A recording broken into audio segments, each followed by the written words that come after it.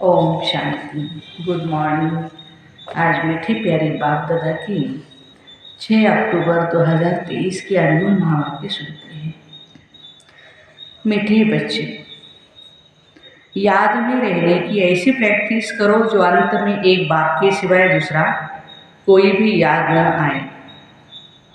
प्रश्न, किस एक श्रीमत को पालन करने से तुम बच्चे तकदीरवान बन सकते हो? उत्तर है, बाबा की श्रीमत है, बच्चे नींद को जीतने वाले बनो। सवेरे का समय बहुत ही अच्छा होता है। अमृत वेले सुबह 2 बजे से 5 बजे तक। उस समय उठकर मुझ बाप को याद करो तो तुम बख्तावर बन जाएंगे। अगर सवेरे सवेरे उठते नहीं हैं तो जिन सोया तीन खोया। सिर्फ सोना और खाना यह तो गवाना है, इसलिए सवेरे उठने की आदत डालो। आज का गीत है, तूने रात गवाई सोए के दिन गवाया खाए के। ओम शांति। ये कहानी बच्चों के प्रति है। बाबा कहते हैं, बच्चे, खाना और सोना ये कोई लाइफ नहीं है। जबकि तुम बच्चों को यह अविनाशी ज्ञान रत्नों का दान मिल रहा है, झोली भर रही है, फिर सोना और खाना यह तो गवाना है। सवेरे उठने की बड़ी महिमा है, भक्ति मार्ग में और ज्ञान मार्ग में भी, क्योंकि सवेरे के समय बहुत ही शांति रहती है। आत्माएं सब अपने स्वधर्म में रहती है, अशरीरी होकर के विश्राम पाती है। उस समय याद बहुत अच्छी रीति से रह सकती है। दिन में तो माया का धर्मचक्र होता है, यह एक ही टाइम अच्छा है। अभी हम कौड़ी से हीरे जैसा बन रहे हैं। बच्चों को बाबा कहते हैं, तुम हमारे बच्चे हो और हम तुम्हारे बच्चे हैं। बाप बच्चा बनता है, यह भी समझने की बात है। बाबा अपने बच्चों को वर्षा देते हैं। वैसे तो मैं सौदागर हूँ। तुम्हारा कौड़ी जैसा तन मन यह सब वर्थ नॉट पेनी है। वह पुराना तुम्हारा सब कुछ ले करके फिर तुमको दे देता हूँ नया। तो बाबा कहते हैं, ट्रस्टी होकर के संभालो। तुम जन्म बाय जन्म गाते आए हो, कुर्बान जाऊंगी, बलिहार जाऊंगी, हमारा तो एक ही, दूसरा न कोई, क्योंकि सजनियाँ सब है तो एक ही साजन को याद करती है। देह सहित सब संबंधों को भूलते भूलते एक की ही इतनी याद रहे जो अंत में न शरीर न कोई और याद आए। इतनी प्रैक्टिस करनी है। सवेरे का समय बड़ा ही अच्छा है। तुम्हारी यह सच्ची सच्ची यात्रा है। वह तो जन्म बाय जन्म यात्राएं करते आए, लेकिन मुक्ति को तो पाया नहीं, तो झूठी यात्रा हुई ना। यह है रूहानी और सच्ची मुक्ति और जीवन मुक्ति की यात्रा। मनुष्य तीर्थों पर जाते हैं तो अमरनाथ बद्रीनाथ याद रहते हैं ना। खास 4 धाम कहते हैं। तुमने कितने धाम किए होंगे, कितनी भक्ति की होंगी। आधा कल्प करते ही आए हो, अब इन बातों को कोई भी जानते नहीं है। बाबा ही आकर लिबरेट करते हैं, फिर गाइड बन करके हमें साथ भी ले जाते हैं। कितना वंडरफुल हमारा गाइड है ना। बच्चों को ले जाते हैं मुक्ति और जीवन मुक्ति धाम में। ऐसा गाइड कोई होता नहीं। सन्यासी लोग सिर्फ मुक्ति धाम कहेंगे, जीवन मुक्ति अक्षर उनके मुख से निकलेगा भी नहीं। और क्या उसको तो बाबा कहते हैं कि वो कागविष्ठा के समान अल्पकाल का सुख समझते हैं। सतयुग का या जो सुख है उसको तुम बच्चे जानते हो। बाप है ही सुख करता, दुख हरता। हे माता पिता, आपके जब हम बालक बनते हैं तो हमारे सब दुख दूर हो जाते हैं। आधा कल्प हम सुखी बन जाते हैं। ये तो बुद्धि में रहता है ना, परंतु धंधे आदि में जाने से भूल जाते हैं। बाबा आज बच्चों का चार्ट देख रहे हैं और कह रहे हैं कि बच्चे सवेरे उठते नहीं हैं। जिन सोया तिन खोया। तुम बच्चे भी जानते हो, बरोबर हमको हीरे जैसा जन्म मिला है। अब भी अगर नींद से सवेरे नहीं उठेंगे तो समझेंगे यह बख्तावर नहीं है। सुबह को उठ करके मोस्ट बिलवेड बाप को या साजन को याद नहीं करते हैं। आधा कल्प से साजन बिछड़ा हुआ है। और बाबा को तो तुम सारा कलप भूल जाते हो। फिर भक्ति मार्ग में तुम साजन के रूप में व बाबा के रूप में याद करते हो। सजनी साजन को भी याद करती है ना, उनको फिर बाप भी कहा जाता है। अभी बाप सन्मुख है तो उनकी ही श्रीमत पर चलना पड़े। श्रीमत पर अगर नहीं चलते हैं तो यह गिरे। श्रीमत अर्थात शिव बाबा की मत। ऐसे नहीं हमको क्या पता किसकी मत मिलती है। समझना चाहिए इनकी मत का भी वह रिस्पॉन्सिबल है। यदि ब्रह्मा बाबा ने भी हमें कोई मत दी है तो बाबा कहते हैं कि उसका भी रिस्पॉन्सिबल मैं रहूँगा। शिव बाबा कहते हैं जैसे लौकिक रीति बच्चों का बाप रिस्पॉन्सिबल है, सन शोज फादर, यह ब्रह्मा तन भी फादर का शो करता है। मुरब्बी बच्चा है। बहुत अच्छे अच्छे बच्चे हैं जो यह नहीं जानते कि हम किसकी मत पर चलते हैं, कौन हमें डायरेक्शन देते हैं। बाबा को तो याद नहीं करते, सवेरे उठते नहीं, याद नहीं करते तो विकर्म भी विनाश नहीं होते। बाबा बतलाते हैं इतनी मेहनत करता हूँ तो भी कर्म भोग चलता रहता है, क्योंकि एक जन्म की तो बात नहीं है ना। ब्रह्मा बाबा कह रहे हैं अनेक जन्मों का ही हिसाब किताब है। डायरेक्शन मिला हुआ है, इस जन्म के भी पाप बतलाने से आधा कट हो जाएगा। यह तो बाप कहते हैं मैं जानता हूँ और धर्मराज भी जानते हैं। पाप बहुत किए हुए हैं। धर्मराज गर्भ जेल में सजा देते आए हैं। अभी तो तुम पुरुषार्थ कर विकर्म विनाश करते हो तो फिर गर्भ महल मिलते हैं। वहाँ तो माया होती नहीं जो मनुष्यों से पाप कराए या सजा खानी पड़े। आधा कल्प है ही ईश्वरीय राज्य, आधा कल्प है रावण का राज्य। सर्प का मिसाल भी यहाँ का है। सन्यासियों ने कॉपी भी की है। जैसे भ्रमरी का मिसाल बाबा देते हैं, भ्रमरी कीड़े को अपने घर में ले आती है, तुम भी पतितों को ले आती हो, फिर उनको बैठ शूद्र से ब्राह्मण बनाते हो। तुम्हारा नाम ब्राह्मणी है। यह भ्रमरी का दृष्टांत बहुत अच्छा है। प्रैक्टिकल में तो आते बहुत है, फिर कोई कच्चे रह जाते हैं, कोई सड़ जाते हैं, कोई खत्म हो पड़ते हैं। माया बड़ा तूफान में लाती है। तुम हर एक वास्तव में हनुमान हो। माया कितना भी तूफान लाए हम बाबा को और स्वर्ग को कभी नहीं भूलेंगे।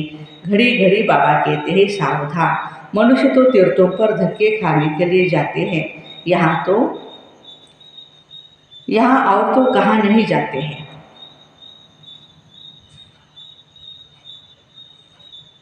एक ही बाप और सुखधाम को याद करते रहना है। तुम तो बरोबर विषय पहनने वाले ही हो। इनको बुद्धि योग बल या ज्ञान बल कहा जाता है। याद करने से ही, बाबा को याद करने से ही बल मिलता है, बुद्धि का ताला खुल जाता है। अगर कोई भी बेकायदे चलन चलते हैं तो उनकी बुद्धि का ताला बंद हो जाता है। बाबा समझाते अगर तुम ऐसा करेंगे तो ड्रामा अनुसार बुद्धि का ताला बंद हो जाएगा। किसको कह नहीं सकेंगे कि विकार में मत जाओ, अंदर ही अंदर खाता रहेगा कि हमने इतने पाप किए हैं। अज्ञान काल में भी खाता है ना। मरते हैं तो भी तोबा तोबा करते हैं, फिर पिछाड़ी में सब पाप सामने आ जाते हैं। गर्भ जेल में गया फट से सजाएं शुरू हो जाती है। पिछाड़ी में याद जरूर आता है तो अब बाबा कहते हैं तुमको तो तोबा तोबा नहीं करनी है, तुम पाप मत करो। बाबा कितने बच्चों को सावधानी दे रहे हैं। जेल बर्ड होते हैं ना, तुम भी जेल बर्ड थे। अभी बाबा गर्भ जेल की सजाओं से छुड़ाते हैं। कहते हैं मुझ बाप को याद करो तो पापों की सजाओं से छूट जाएंगे, तुम पावन बन जाएंगे। अगर फिर गिरे तो बहुत ही चोट लग जाएगी। अशुद्ध अहंकार है पहले, फिर है काम और क्रोध। काम महाशत्रु है। यह तुमको आदि मध्य अंत दुख देते आए हैं। तुम आदि मध्य अंत सुख के लिए पुरुषार्थ करते हो। जो भी भक्ति करते हैं, कुछ करते हैं, बाबा कहते हैं कि सुख के लिए करते हो तो पूरा पूरा पुरुषार्थ करना चाहिए। बोलते हैं सवेरे जाग नहीं सकते हैं तो फिर पद भी ऊंच नहीं पा सकते हैं। ऊंच पद नहीं मिलेगा तो फिर बाबा कहते दास दासी बनना पड़ेगा। वहाँ कोई गोबर आदि उठाना नहीं पड़ता है, मेहतर नहीं होते, अभी भी विलायत में नौकर आदि नहीं रखते हैं, आप ही सफाई हो जाती है, वहाँ तो गंदगी होती नहीं। बाबा कहते हैं सतयुग में कोई भी गंदगी नहीं होती है, बाकी चंडाल दास दासियाँ आदि होते हैं। बाबा तुम बच्चों को सब राज समझाते, तुम्हारी बुद्धि में सारी राजधानी है, तुम ड्रामा को समझ गए हो, पहले पहले मुख्य इस चक्र को समझाना है। अब ओपनिंग के लिए गवर्नर आदि को बुलाते हैं तो बच्चों को डायरेक्शन मिलते हैं, ओपनिंग कराने के पहले उनको कुछ समझाओ। जो गवर्नर वगैरह आते हैं, मेहमान हमारे आते हैं तो उनको समझाना है। भारत श्रेष्ठाचारी था, अब फिर भारत भ्रष्टाचारी बना है।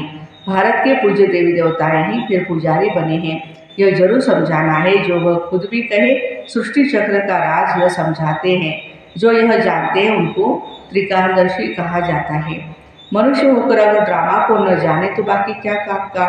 ऐसे तो बहुत कहते हैं बीके की पवित्रता बहुत ही अच्छी है, पवित्रता तो सबको ही अच्छी लगती है। सन्यासी पवित्र है, देवताएं भी पवित्र है, तब तो उन्होंने आगे माथा झुकाते हैं। परंतु यह और बात है, पतित पावन एक परमात्मा ही हो सकता है, पतित से पावन बनाने वाला मनुष्य गुरु हो नहीं सकते। यह समझाना चाहिए, कृपा करके इस बात को आप समझो तो आपका पद बहुत ही ऊंच हो जाएगा।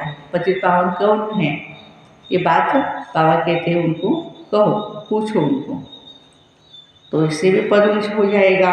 भारत पूज्य से पुजारी कैसे बना, भारतवासी देवी देवता 84 जन्म कैसे लेते हैं ये भी समझाओ। ये बातें जरूर समझानी है।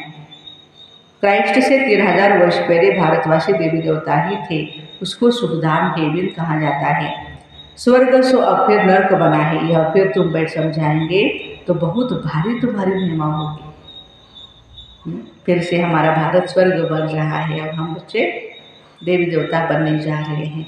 बाबा कहते सभी को बताओ तो बहुत महिमा होगी आपकी। अखबार वालों को भी पार्टी भी देनी है। बाबा कहते हैं पत्रकार दिन होता है, राष्ट्रीय पत्रकार दिन, तो उस दिन हमें पत्रकारों को बुला करके उनके भी खातिरें करनी है। लेक्चर क्लास के बाद बाबा का परिचय देने के बाद उनको फिर ब्रह्मा भोजन भी खिलाए, सौगात भी दे, तो बाबा कहते पार्टी भी देनी है। फिर वो आग लगाए या पानी डाले, उन पर सारा मदार है। ये तो तुम बच्चे ही जानते हो, लड़ाई लगनी ही है, लड़ाई लगनी ही है, खून की नदी बहनी है। भारत में हमेशा यहाँ से ही खून की नदी बहती आ रही है। अभी पार्टीशन हुआ तो कितने मनुष्य दर बदर हुए, एकदम अलग अलग राजधानी हो गई। भारत पाकिस्तान जब